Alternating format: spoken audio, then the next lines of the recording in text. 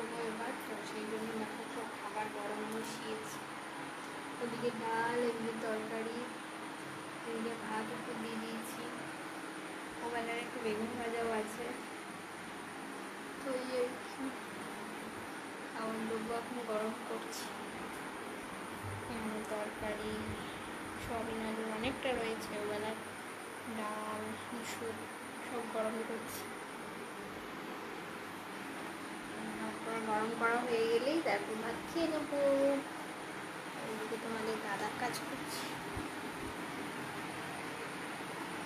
প্রায় 9:45 বাজছে।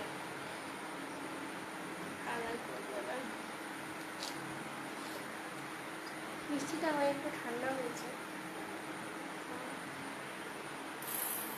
ফুটছে, নামাবো। চলো খাবার টাবার গরম